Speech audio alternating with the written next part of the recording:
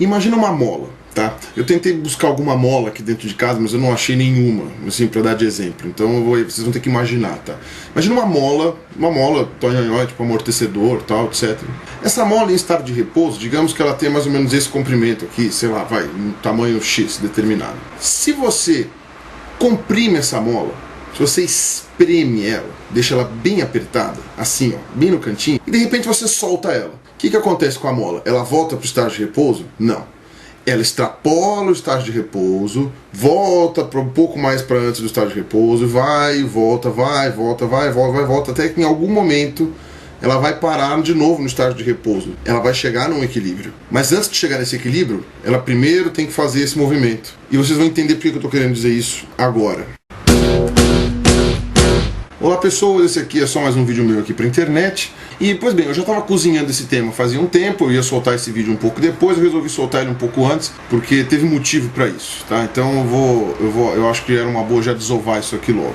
Muito tem sido dito sobre os neo-ateus, né? Quem são os neo-ateus? Qual é a diferença entre neo-ateu e ateu? Ateu é simplesmente aquele que não acredita em Deus ou deuses. Finto. Teve várias definições para ateísmo. Eu explico um pouco isso no meu segundo vídeo da internet, acho, se não me engano, vou deixar aqui embaixo. Bom, primeiro eu tenho que dizer, de maneira bem resumida, que já teve muito ateu no mundo. E bom, podemos dizer, aqueles pensadores do iluminismo, se não eram ateus, já eram protótipos de ateus, escreveram livros.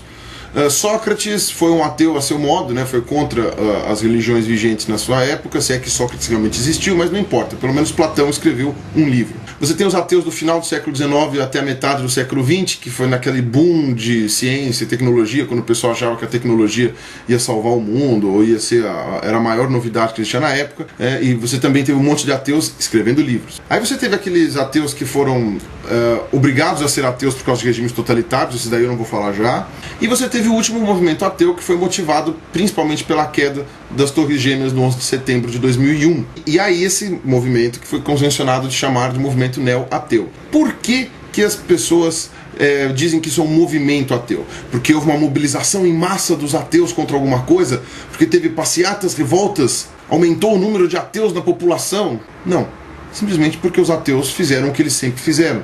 Escreveram livros. Isso significa que os períodos que eu não citei agora não tinham ateus? É lógico que tinham, né? Eles simplesmente ficavam na deles, eles não escreviam livros, não ficavam papagaiando por aí que eles eram ateus. Mas de vez em quando alguma coisa motiva os ateus a escreverem um livro, né? Ou fazer qualquer outra coisa, sei lá, fazer um filme talvez. Mas isso motiva qualquer um. Os ateus, os cristãos, os muçulmanos, os negros, os racistas, os nazistas, os gays, os homofóbicos, os capitalistas, os socialistas, os políticos, os anarquistas. Todo mundo uma hora tem vontade de escrever um livro. A questão é, o pessoal lembra quando os ateus escrevem livros especificamente porque os livros dos ateus provavelmente sejam muito bons. Ou talvez porque eles falam de temas que as pessoas gostem de ouvir, né? Ou pelo menos querem ouvir. Eu falei que eu ia dar o exemplo dos ateus que foram forçados a virar ateus por causa de regimes totalitários socialistas. União Soviética, China, Camboja, Vietnã, Cuba, Coreia do Norte. Eu não vou abordar aqui dizendo que eles mataram em nome do ateísmo, porque isso inclui um arcabouço de argumentação muito maior.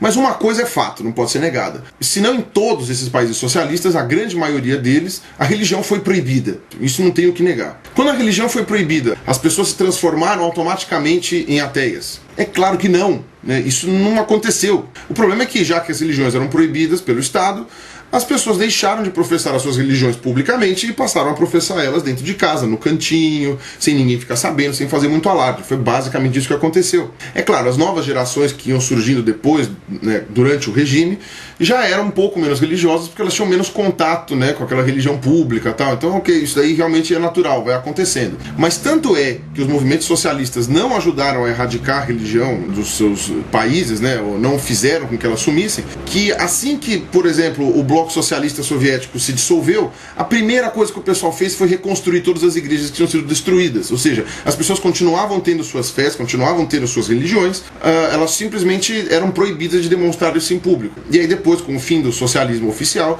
elas puderam de novo demonstrar suas religiões, ter liberdade de fé. Olha que maravilha. Por isso mesmo que eu não quis colocar naquela lista de ateus, porque você vê que a maioria dessas pessoas não são ateias de verdade, né? Elas foram obrigadas a ser ateias, é diferente. Bom, mas isso vai servir de exemplo porque eu vou falar agora.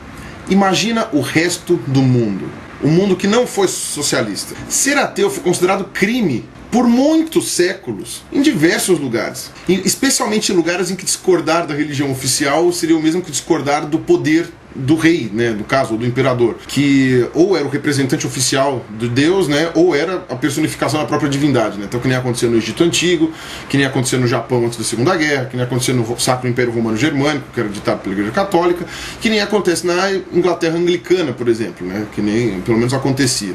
Ser ateu sempre significou, no mínimo, ser esquisito, ser motivo de preconceito, ser incompreendido, ser considerado ranzinza e revoltado. E muitas vezes, claro, né, na melhor das hipóteses, significou ser preso, torturado ou morto. O ideal para um ateu sempre foi ficar quietinho, calar a boca e fazer tudo que as pessoas faziam para elas não descobrirem que ele era ateu. Ou seja, vai no templo, faz o culto, repete todas as, sei lá, orações ou enfim, o que quer que seja, dependendo da religião, e volta para casa tranquilamente e finge para todo mundo que tá feliz e que tá lá concordando com tudo, entendeu? Sendo obrigado a ficar calado pro resto da vida. Bonito isso, né?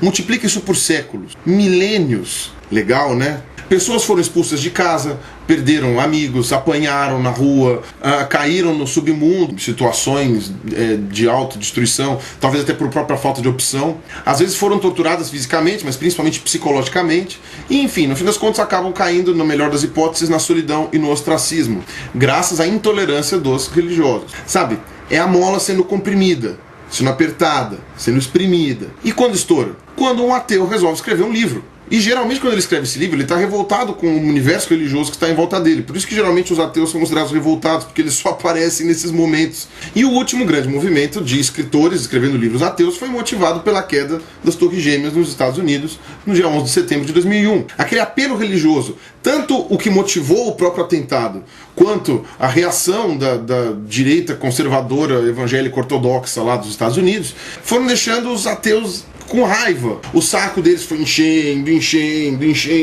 foi chegando no teto até que uma hora explodiu. Não dava mais pra ficar quieto, sabe? Chega, essa merda tá matando gente. E o bom exemplo do socialismo nesse ponto é que deixou pros teístas entenderem um pouco como é que é o lado oposto da história. A mola estourou. Uma hora a mola estoura. Sabe, não tem jeito. E qual é a reação da mola quando ela estoura? É chegar num ponto de equilíbrio? Infelizmente não. É passar do ponto de equilíbrio para depois voltar um pouquinho, para depois ir de novo, para depois voltar até equilibrar. Então o que acontece? Quando alguma minoria consegue dar o seu grito de liberdade, consegue dizer chega, consegue extravasar tudo aquilo que estava entalado na garganta, é natural que elas extrapolem um pouco o limite do equilíbrio, como consequência desse tempo todo exprimido e apertado. Isso aconteceu com todos os movimentos de oprimidos, né? Então, seja com as mulheres, com os negros, com os gays, e agora está acontecendo com os ateus. Aí veja, por exemplo, os livros mais recentes sobre ateísmo foram escritos em 2006, traduzidos para o português em 2007, que foram aqueles 4 livros que eu citei no meu vídeo da morte do Christopher Hitchens, vocês cliquem aqui embaixo para ver. Só que essa foi a primeira vez que os livros ateístas foram escritos para um público que tem acesso à internet, que tem acesso ao Facebook, que tem acesso ao YouTube. E agora nesse ponto, né, vai 5, 6 anos depois, eu acredito que a gente esteja no estágio final de expansão da mola. Porque agora o que acontece? Os antigos opressores estão começando a se sentir oprimidos.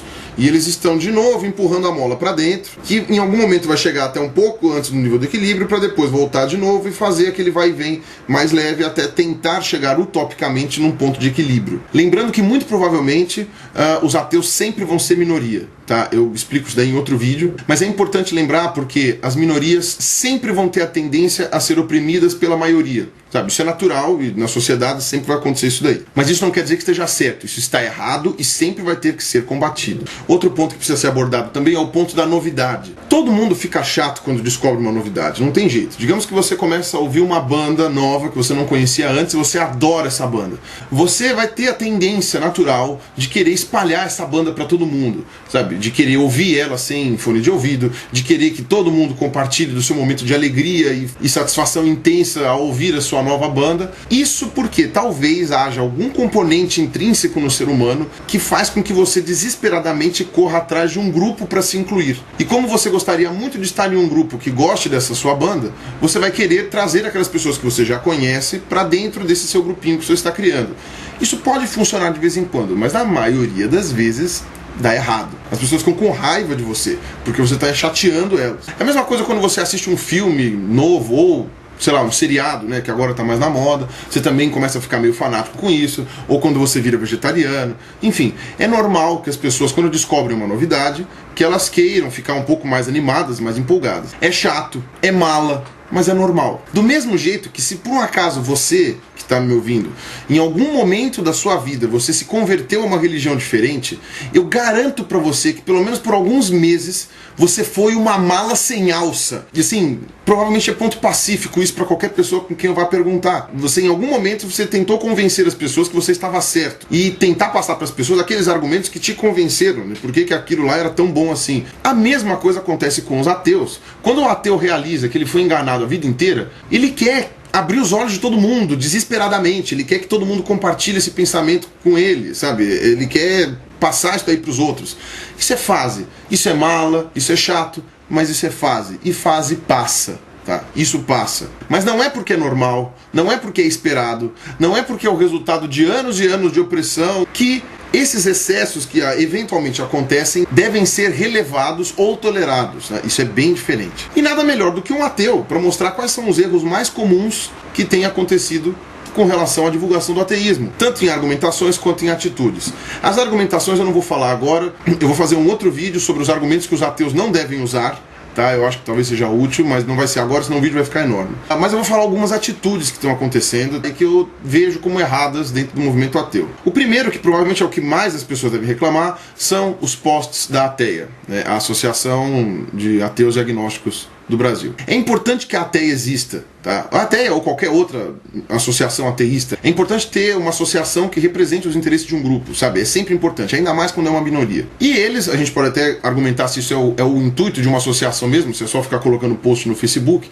mas enfim, eles têm uma página no Facebook, eles ficam colocando um monte de posts. Alguns são muito bons, especialmente quando, eles denunciam práticas religiosas criminosas. 2, quando eles denunciam abusos que as religiões estão fazendo com as pessoas. 3, quando eles mostram que a liberdade de expressão está sendo comprometida por causa de uma religião ou várias. Mas, em compensação, tem alguns posts que eles fazem que não tem absolutamente nada a ver com o tema e, muito pelo contrário, são bem prejudiciais. Alguns têm simplesmente informação errada, isso eu comento em outro vídeo. Alguns não têm graça nenhuma, têm o intuito de ser engraçado, enfim. Mas eu vou dar exemplos como, por exemplo, esse aqui. Você falou com Deus hoje, falei, ele disse au au e me deu uma mordida. Outra, né? A religião pode ser comparada com um bolo em camadas. O que é o sangue coagulado das vítimas, o caramba 4.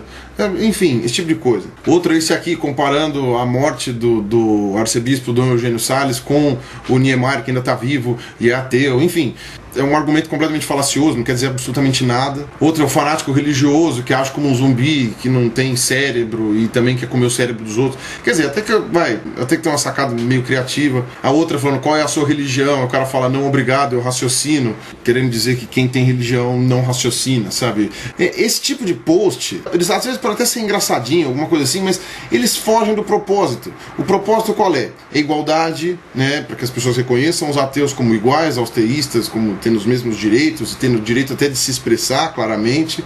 Os ateus querem abrir a mente das pessoas, né, talvez para evitar mais fanatismo religioso. Só que esse tipo de post não ajuda nisso. Ele simplesmente é ataque gratuito. Ele não prega a igualdade, ele prega a superioridade. Não prega o convívio e a aceitação, ele prega o fim da religião. Esse é um exemplo da mola ultrapassando o ponto de equilíbrio. Esse tipo de coisa não acrescenta em nada e só prega a intolerância. Como eu disse, os ateus sempre vão ser minoria. Então, é claro que você pode sempre argumentar que, por exemplo, quando tem um discurso de ódio dos cristãos contra os ateus, como aconteceu com o da Atena lá, isso atinge muita gente, né? E é muito prejudicial para todos os ateus. Quando tem um discurso de um ateu intolerância com relação à religião, isso atinge aquele pessoal que se sente incomodado, sabe? Então, quer dizer, você tem realmente uma desproporção por causa do número, né?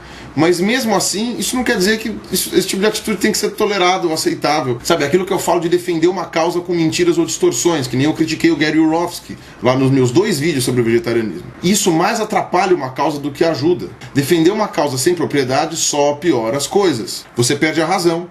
Quem te acompanha tem todo o direito de mudar de ideia com relação a você e mudar de ideia com relação à causa.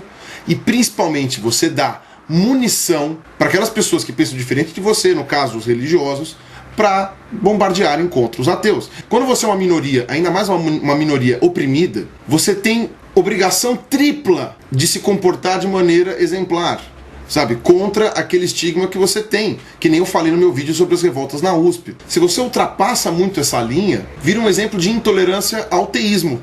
Sabe, que nem eu tinha feito aquele vídeo sobre intolerância ao ateísmo. Então, vira a mesma coisa. Intolerância por intolerância, todas elas são uma bosta. Aí outro exemplo são os ateus que negativam e sinalizam vídeos dos religiosos. Não importa que os religiosos também façam isso, que eles também negativem e sinalizem vídeo. O que importa é que você não pode devolver na mesma moeda, porque isso é nivelar por baixo. Sabe? Isso faz com que você seja igual a eles. E isso queima o nosso filme principalmente. Por quê? Porque existe muito mais religioso do que ateu. Ou seja, se os religiosos negativam os vídeos dos ateus e sinalizam canais ateus, por exemplo, quantas pessoas ficam sabendo disso e se incomodam? Um número X, sei lá, não sei quantos, X. Agora, se os ateus sinalizam vídeo dos religiosos, os religiosos vão espalhar entre si. Aí, sei lá, você tem 10 vezes mais religiosos no Brasil do que ateus, e ainda que você argumente que na internet o número é menor, mas mesmo assim, você já tem uma batalha em desvantagem para os ateus, isso não vai mudar. Então, quer dizer, é besteira devolver a mesma moeda. O resto que eu queria falar são os outros pontos do neoateísmo, né? O neoateísmo hoje ele não é mais chamado assim só porque ele é mais novo, né? Só porque ele é mais recente, né? Neo é novo. Hoje em dia ele também é chamado assim por causa de algumas posturas que os novos ateus têm tomado, digamos assim. Entre elas a postura que a gente pode chamar de antiteísta, né? Ou seja, a postura anti-religião, de que o mundo ficaria melhor sem religião nenhuma. Mas isso nem mesmo os 4 autores de livros lá, os Four Horsemen, né, que escreveram aqueles livros em 2006, concordaram. Sabe, eu vou deixar aqui embaixo de novo o link pro debate dos Four Horsemen, em que o próprio Christopher Hitchens, que era o mais agressivo dos 4, discorda desse ponto. Ele fala que o mundo não ficaria melhor sem religião, que é melhor que a religião exista. Eu, na minha humilde opinião, eu não sei se o mundo ficaria melhor ou pior sem religião. Eu acho que ficaria a mesma merda. Mas enfim, aí são outros 500. Outro ponto do neoateísmo é que ele passou também a se utilizar de um discurso, né, de minorias oprimidas, né? Ou seja, ele passou a se utilizar do discurso cooptado também do feminismo, do movimento gay, dos movimentos negros, e inclusive de algumas religiões, como por exemplo, investir em propaganda. Eu não vejo problema nenhum em investir em propaganda ateísta, se isso ofende azar o seu, porque tem propaganda religiosa de tudo quanto é lado, por que não pode ter propaganda ateísta? Eu não gosto de propaganda ateísta, mas enfim, eu entendo que não há problema nenhum com relação a isso e pode ser feito. Passaram a investir no discurso de que ser ateu é normal e de que não há nenhum problema com isso, né? E principalmente o ateu se mobilizando, disponibilizando material na internet, ele ajuda outros ateus que estão perdidos e que se sentem sozinhos, abandonados, solitários e não conseguem ter com quem conversar, que eles não estão sozinhos, sabe? Que existem outros ateus por aí e que podem ajudar ele, e uma pessoa com quem ele pode conversar que concorde com ele. Ou seja, ajudando ele a sair do armário, digamos assim, usando a mesma analogia que o movimento gay usa. Agora, esse ponto do neoateísmo, né, se vê que você quer chamar de neoateísmo, eu concordo. Eu acho ele extremamente positivo. Sabe por quê? Porque isso ajuda as pessoas. Ateus sempre existiram, sabe? Só que a maioria das pessoas nunca tinha ouvido falar deles, porque eles ficavam escondidinhos lá, fingindo que estava tudo bem, sabe? Fingindo que estavam acompanhando o modus operandi de toda a sociedade, só que eles estavam infelizes, sabe? Você pode até dizer que alguns ateus hoje são ateus, estão dizendo que são ateus porque está na moda, né? Tá na moda dizer que é ateu. Mas mesmo que alguns deles realmente sejam ateus de moda, e isso vai se revelar em pouco tempo, aqueles que não são ateus de moda, aqueles que têm uma convicção consciente do seu ateísmo, tem para onde ir, tem a quem recorrer no caso de ter que fazer valer os seus direitos, ou no caso de sofrer preconceito, por exemplo. Porque existe um grupo mais coeso e que está disposto a dar voz a essa minoria. E eu já vi mudanças com relação a isso. Vocês podem ver que hoje é normal você ver os religiosos falando dos ateus. Alguns até de forma respeitosa, né? Antes, se você se reportar 30 anos atrás, seria quase inadmissível. Você tinha alguns religiosos que falavam dos ateus como se fosse uma coisa automaticamente ruim, né? Como se fosse algo nojento e que ninguém nunca tinha ouvido falar. Como pode? Como pode? Hoje não. Hoje você já tem os religiosos falando com uma certa naturalidade do ateísmo. Algumas pessoas que já entendem o ateísmo já até podem apontar algumas pessoas que aquele lá é ateu, eu conheço um ateu, sabe? E isso principalmente graças à internet, né? Porque a mídia convencional ainda é muito preconceituosa para falar nisso. Quando ela cita os ateus ou pessoas não religiosas, geralmente vem com uma conotação negativa, mas falar a palavra ateu ainda é muito forte, muito pesado, mas isso vai mudar, com certeza isso vai mudar e vai deixar de ser um palavrão, né? Vai deixar de ser uma palavra nojenta, horrível, asquerosa, ou símbolo, ou sinônimo de xingamento, por exemplo. A palavra ateu vai ficar mais suave aos ouvidos das pessoas. As pessoas não vão poder não vão mais precisar ficar usando eufemismos para dizer, então eu não acredito em Deus, mas eu assim acredito numa força superior, ou então, eu não sou religioso, mas enfim, não sei o que, sabe?